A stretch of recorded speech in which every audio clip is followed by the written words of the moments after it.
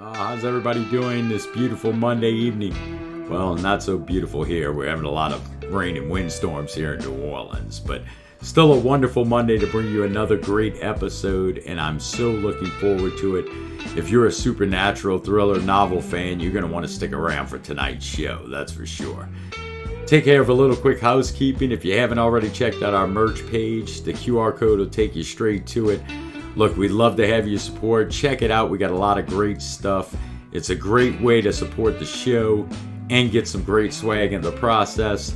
We can keep bringing you these incredible indie authors, entertainers, and artists.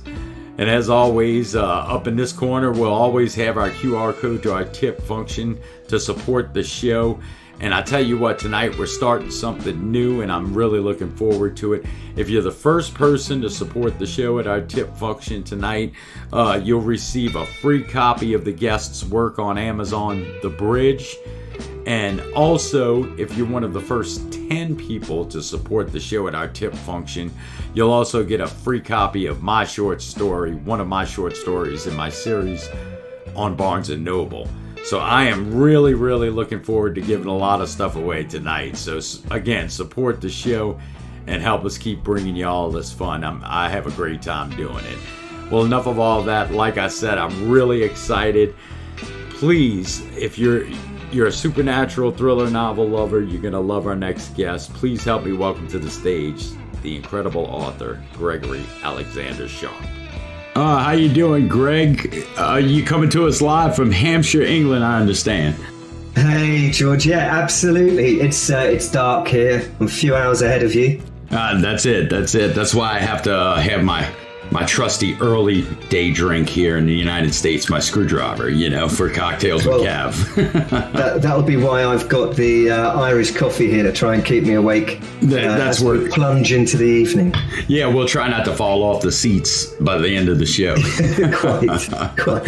Oh, but I'm so glad you joined us. Gotten to know you on X. It's talking with you and your work in supernatural thrillers. I love the genre, absolutely. And we really like to get the viewers to know the creators. Us indie creators, we work so hard. It's an adventure, right? So, but yeah, we're people and we're working hard and also creators. So, please tell us a little bit about yourself and what you do and how you got into writing these great works we're going to talk about in a few minutes.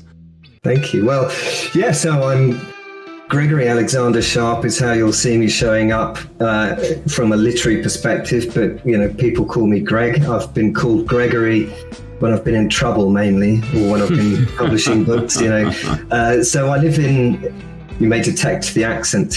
I live in England. I'm from the UK, Hampshire, as you mentioned earlier. I work in business services and consulting. I have done all my life. I've worked for some of the world's biggest firms in that business, in that sector.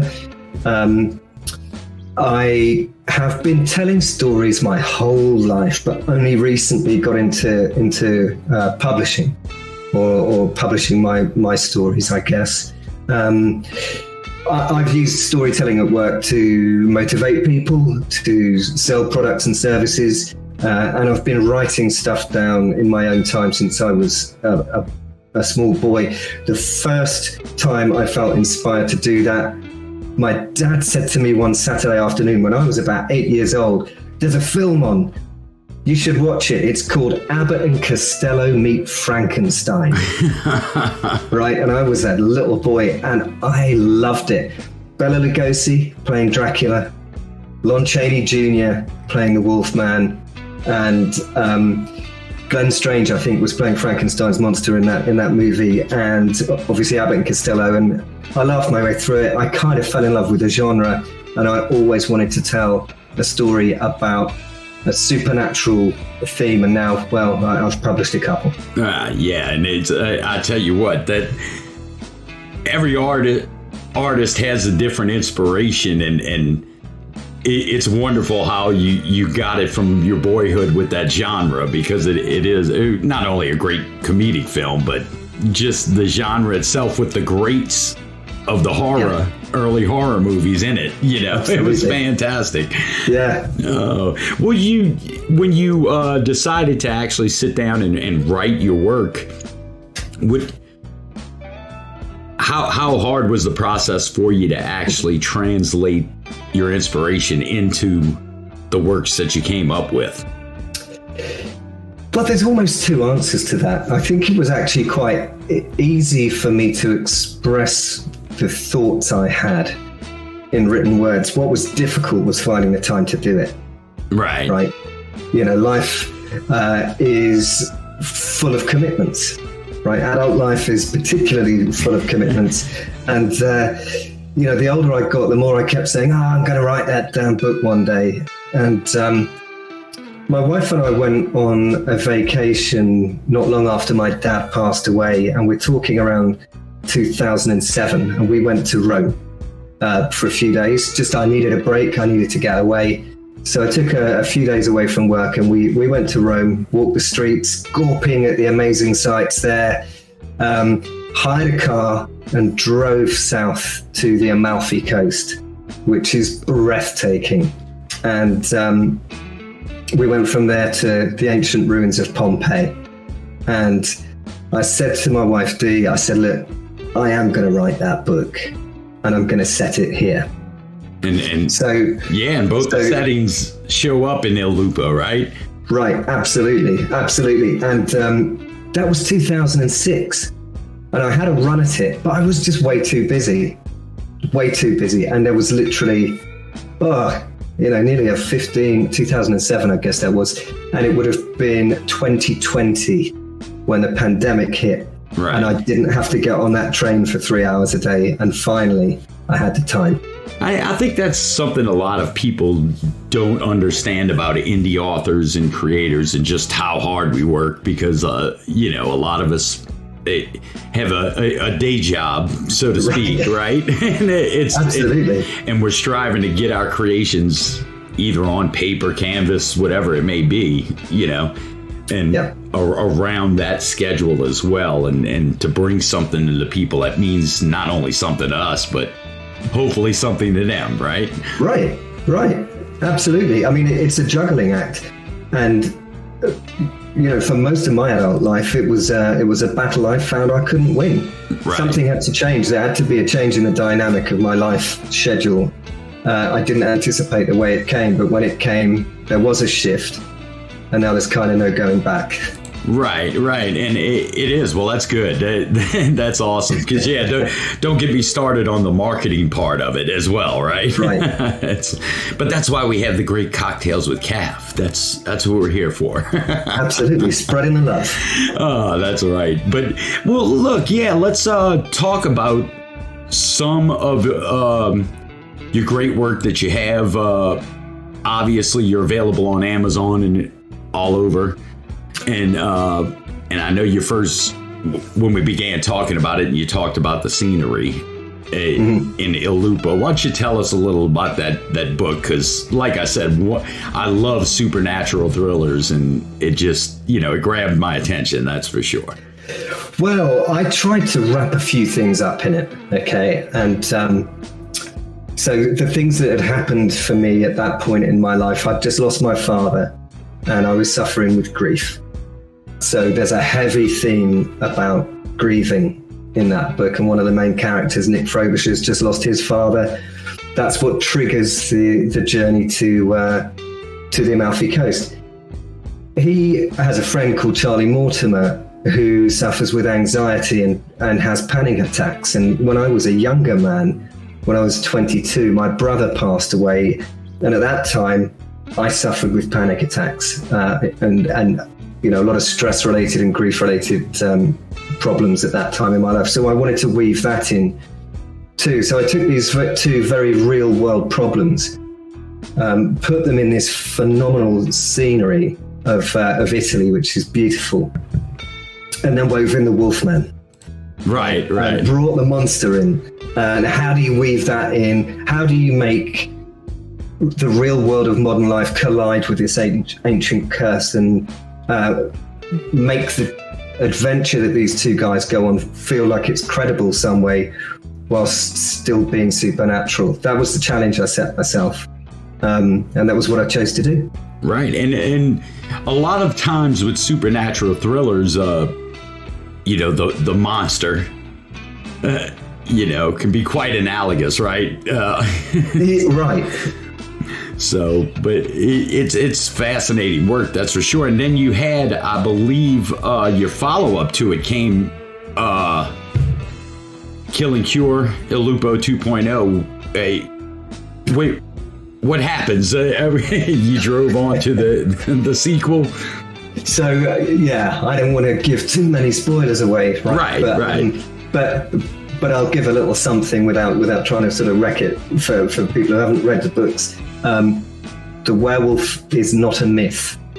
It's real. Okay, so there really is a thing that is the werewolf, the lycanthrope.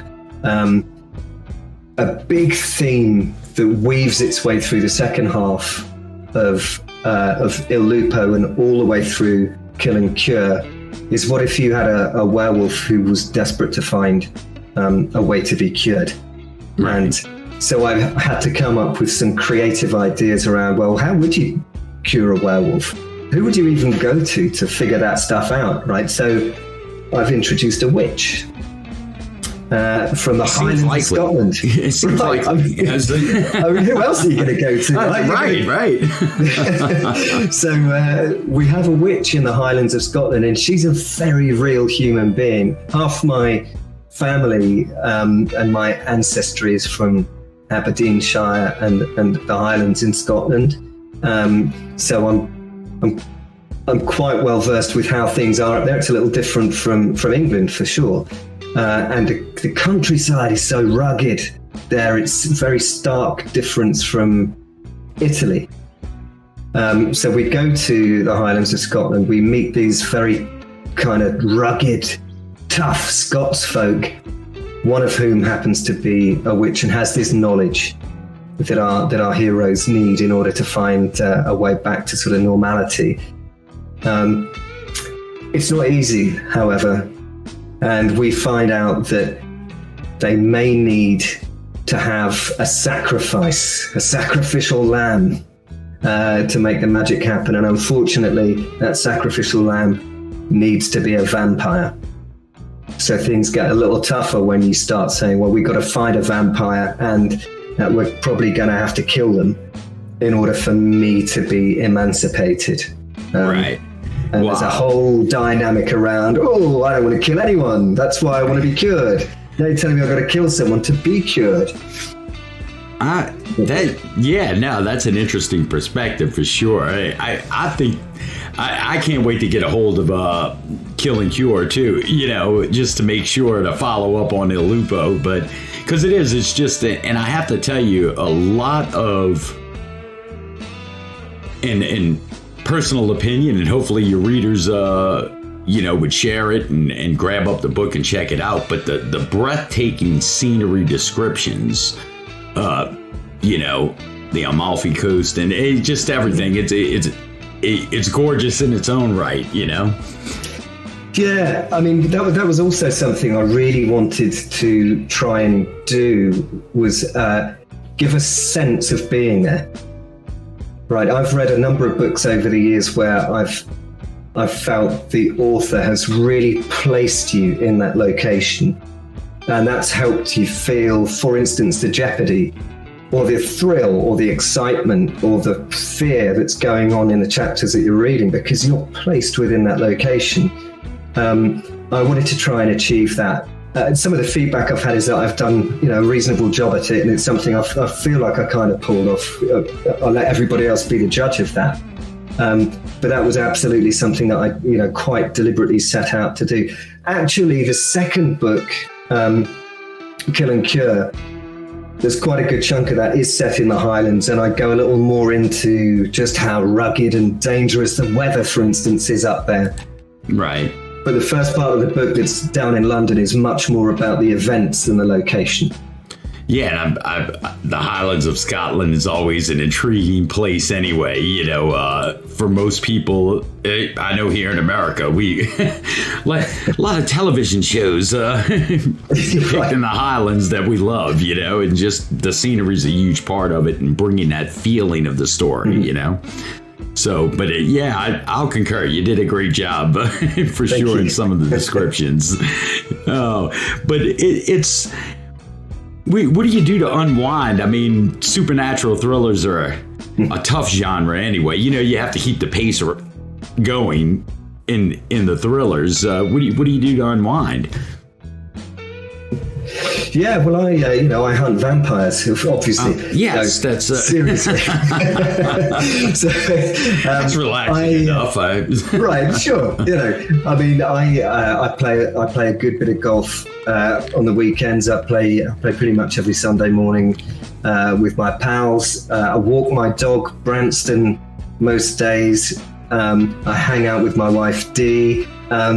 I support a very good friend of mine called Fenrir Thorvaldsen, real name, who's host of Werewolf, the podcast, which is a serial drama podcast. And I actually play a couple of characters in his show, which I pop up just every so often as these different characters. So I have a bit of fun doing that. I mean, years gone by, I was a martial arts guy through and through. I used to train in karate dojos 5 or 6 days a week. I don't really do that so much anymore, but I'm always thinking about martial arts. Always. Right. Well, I mean, if you're gonna kill a vampire to cure the werewolf with the witch, you're gonna need a little Well, if you've got no silver bullets and you've got no stakes, you better be able to defend yourself. That's right.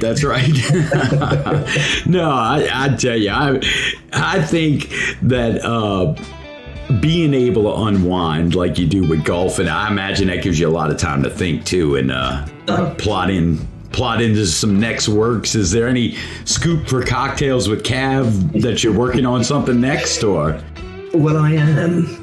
A scoop. Everybody pay attention. Yeah, there is a scoop here. There is a scoop here. So my 2023, in summary, was 2 published novels and a short story. So LUPO, Kill and Cure, and a short story called The Bridge, which I put out on Halloween. And that's available for free until Christmas Day. I'll just super plug that. Awesome. On Amazon. And my 2024 aspirations, I have 3 novels I want to write. I'm never going to write 3 novels in 2024. But the 3 that I want to write next are, I want to close out El Lupo with a third book. And I know everything that happens in this book. I just need to get it. I need to express it in the words. I know how it ends. That's right. We're not going to get that big of a scoop. I'm going to tell you. I've got to write it first. So there's that. There is a novel I want to write with a more spiritual slant, which will be a little bit about the meaning of life. Why are we here? What are we here to learn? Things like that. But the one I'm probably going to write first, and I have started on it, is going to be a sort of murder and revenge thriller, not supernatural. The first half of which is very loosely based around the events that happen in a popular song from the 1970s, and I'm not going to give you any more than that because I don't want somebody else to write it first. Right. When it comes out, it will be very apparent what the inspiration has been. That's amazing, though. Yeah, and I think we all can't wait for all of those works. You know, they sound like interesting stories. You know, for sure. Especially if you're going to round out Il Lupo with the third novel, that's going to be great too. And then spread out away from the supernatural thrillers. You know, that's fascinating. Is it something you wanted to do? Is something different? You know, once you get into that genre of supernatural thrillers, and then, you know, I mean, I imagine not pigeonholed then. Yeah, so I feel as though I've got stories to tell that are a little bit kind of multi-genre. I think there's a few different lanes I can occupy. Don't get me wrong, I don't think I'm ever going to be an author of great romantic fiction. That's probably not me, right? Right. But stuff where there are plot twists, stuff where there are thrills along the way, jeopardy. It doesn't have to be supernatural to contain those elements. So I feel as though I can have that at the core of what I'm trying to do, and maybe bend this way and that a little. Maybe I can go more into horror if I was going further into the sort of supernatural thing. Because I very much view my books, although there's werewolves and vampires, it's supernatural thriller, not out and out horror. So maybe I could go deeper into the horror. But coming the other way, I think I can go into the sort of crime and punishment, the sort of murder and revenge, that type of thing. And again, maintain these central core tenets of plot twists and unexpected thrills. Yeah, my wife's in the back yelling, "You'll never be a romantic author either." No. But what's and please tell us what your writing process is like. I get to talk to so many different authors, and I find that part fascinating as well. Just everyone has a different technique slightly, and what drives them and how they get the words on the paper, because that's such. I know when I do other interviews, I and talk to people about that. What do you think about good advice for writing? And I'm right, because a lot of the times that's right. That's it. That begins your first roadblock that never becomes reality. So what's your technique when you began writing your stories? Yeah, so I think pretty deeply about this stuff. So if I'm out practicing golf rather than playing against my mates, because I'm very competitive and I get very focused on that. But if I'm out walking my dog, or if I'm on my own practicing or something like that, I get quite deeply into the thought about, well, what do I want to happen in this story? And then I will write down essentially a beginning and an end. Where do I want to start and where do I want to finish? Then I'll start to think about, well, not necessarily chapters, but break points. What is the first part of the story I want to tell? And I'll sketch that out. And then I'll sit down to write it, and I will, broadly speaking, ignore everything I've done before and make it up as I go along. So that's it. It's like I've been told there are two types of writers: planners and pantsers. Right, so the planner will sit down and plan everything out in infinitesimal detail, and then put the words in around that framework. And the pantser will fly by the seat of their pants, right? So I guess I kind of sit somewhere in the middle. I like to have an idea about what I want to write, but then I want to be, I almost want to feel like I'm improvising. I want it to feel reactive and responsive and not too controlled, a little bit wild. Right. And that's good advice too, because I think it might, drive the story forward at a better pace. Sometimes I agree with your system a little bit, because it's sometimes if you restrain yourself too much in, like you said, details, it not only bogs you down, it can bog the story down, but everybody has a different technique for sure. But they do. I mean, it's like I know I've got a fire hose here, and I know the water's going to go in at this end and it's going to come out at that end. But when I open that tap, that faucet up as wide as it will go, the thing's going to spray around all over the place, and I'm just going to have to go with it. Nah, that's a heck of an analogy. That's that's a good one. Thank you. and I guess really, part of the reason I love to talk with indie creators is, to help other indie creators. I know on X, this community we've kind of built, and everybody talks to one another, and it's helpful, to talk to other people, especially in the hard part of the work, like marketing, and because it's not natural sometimes, to be flouting yourself, as it were, No. And well, what do you do? What are you doing? Anything special for marketing? Events, meet and greet author things, or? So I haven't done any of probably the things that will move the needle most significantly for me. I haven't done any face-to-face events or anything like that. And full disclosure, we have a health situation in my home that means that since the pandemic hit, my opportunity to get out and expose myself to microbes that I might then bring home as an unwanted souvenir has been reduced, right? So I don't get out in the world as much as I used to. So I've had to limit myself to doing things on the internet, right? I have a bunch of memes and short sort of promo video clips that I have for Twitter, for X. I have some slightly different memes that I tailor to Instagram. And then I do some slightly different content again for TikTok. And, my face will appear talking on TikTok. It doesn't really on Twitter. So it feels to me like there's a different audience expecting different types of content on some of those different platforms. And I've tried to educate myself about what works in the different areas. I do engage with bloggers and the occasional podcaster. Right. So the things that I can do virtually, right? So I'm trying to show up wherever I can in the ways that are available to me.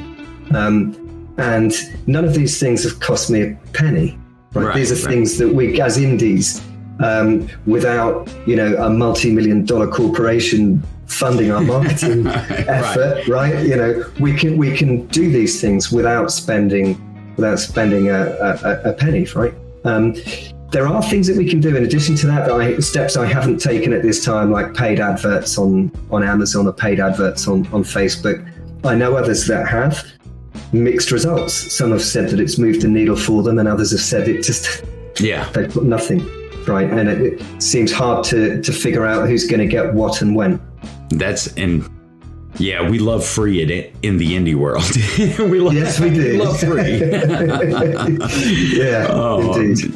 Yeah, well, it's definitely an adventure on the marketing side, and just, and I think as indie creators, we just want desperately for other people to be able to see our work, and hopefully, heck, even this show, helps on that front for some of our creators that are guests. But we definitely, Greg, I have to tell you, I really enjoyed you coming on. I think your work's going to do wonderfully, and please, everybody, like I said, I got to know Greg on X. He's wonderful to talk to, engaging, and so please go give him a follow over on X. His screen name's right underneath his video for you to go follow him. And also, look, we have above us his QR code. It will take you straight to his link tree, which will give see if I can pull it up for you. Yeah, it has the connections to all his work, including his author's page on Amazon. So by all means, please visit the QR code and go visit Greg at his link tree and check out his work, because Il Lupo and of course Killing Cure is the follow-up, and as we found out today is a scoop, the third book will be coming soon. And Greg, you gotta promise to come back on, man, when you're ready to launch the third book for sure. I'd love to have you back. Absolutely. Be my pleasure. Oh, awesome. And ladies and gentlemen, again, please, the great author Gregory Alexander Sharp with his, let me pull up your work one more time just to remind him. He has a great short story called The Bridge that's, and correct me if I'm wrong, Greg, free till December? Free until December the 25th. free until Christmas Day. So y'all jump on it. And then, of course, his other great works that we've been talking about, Il Lupo, the first book, great supernatural thriller, and the follow-up, Killing Cure. They're both available on Amazon as well. And like I said, all you need to do is go up and visit his link tree. You'll have links to all of Greg's work. So, but Greg, I certainly enjoyed it, man. And I certainly appreciate you, like I said, being on with us. It means a lot to us as well. Well, thank you, George. And the support you're giving this community is phenomenal. And, it's greatly appreciated by me and all my contemporaries. So thank you. No problem, man. Well, you have a wonderful rest of the evening in Hampshire with your Irish coffee. Cheers, my friend. Spoiler alert, it's actually English tea, but we won't go there. That's right. Gotcha. Well, cheers, my friend, and have a great evening. Thank you.